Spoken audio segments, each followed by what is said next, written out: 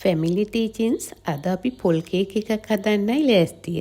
පොල් කේක් එකක් හදාගන්න ඕනම කෙනෙකුට පුළුවන්. මේ ගන්න අමුද්‍රව්‍ය නියමිත ගාණක් නෑ. පොඩ්ඩක් එහෙට මෙහෙට වුණා කියලා පොල් කේක් එක වරදින්නේ නැතුව හදාගන්න පුළුවන්. මුලින්ම සුවඳ කුඩු ටික හදාගමු. මම අද ගත්තේ කුරුඳු කරඳමුංගු සූදුරු. මේ ටික කුඩු කරගන්න ඕන නිසා ටිකක් රත් කරගත්තා. කුඩු වුණාම තේ හැඳක ප්‍රමාණය ආවා. මෙතන පොල් කෝප්පයක් තියෙනවා. මට මේ පොල් කේක් එක ටික දවසක් තියාගන්න ඕන නිසා පොල් ටික මේ වගේ මලව ගත්තා.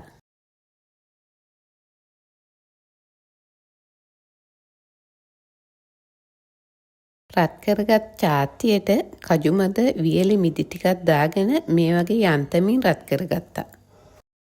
පොල් කේක් එක ලස්සන පාටක් ගන්න ඕන නිසා සීනි ටික කැරමල් කරලා ගත්තා.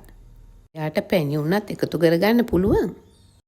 දැන් මේ පැණි එකට බැදගත් පොල් ටිකයි සුවඳ කුඩු ටිකයි එකතු කරගන්න ඕනේ. ඔන්න ලුණු ටිකකුත් දාගත්තා.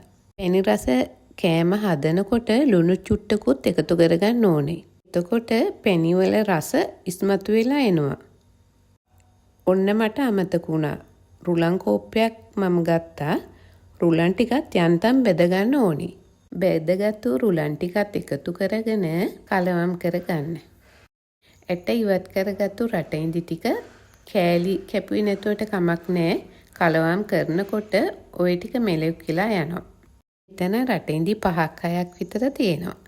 කෑලි වලට කපාගත්තු කජු ටිකත් ඔන්න එකතු කළා.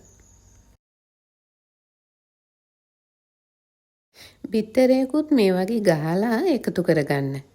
සමහර අය නම් බිත්තර නොදා හදනවා. ඒක ඉතින් තමන්ගේ කැමැත්ත. බිත්තර පිළිගඳ යන්න ඔන්න එසන්ස් ටිකක් එකතු කළා. ආම්පිටි කෝප්පයකට බේකින් පවුඩර් තේ හැන්දක් විතර දාලා කලවම් කරලා එකත් එකතු කරගන්න. අදමම බටර් මේස හැන්දක් විතර දාගන්නවා. වියලි මිදි ටිකට මේ වගේ පාන් පිටි ටිකක් එකතු කරලා කලවම් කරලා දාගත්තාම මිදි ටික යටට බහින්න නැතුව තියෙනවා. මේ සියල්ලම කලවම් කරලා මේ මිශ්‍රණයට තෙත ගතිය මදි නම් ඔයාට පුළුවන් වතුර ටිකක් එකතු කරගන්න. තවත් රස කරගන්න දෙහි ගෙඩියම පොතු කුරුටු ගාලා දාගත්තා. මිශ්‍රණය තව ටිකක් දියාරුනොත් හොඳයි වගේ නේද? දැන් ඔයා ලෑස්ති කරගත්තු ට්‍රේ එකට මේ මිශ්‍රණය දාගන්න. ඔන්න බලන්නකෝ බේක් වුණාම තියෙන ලස්සන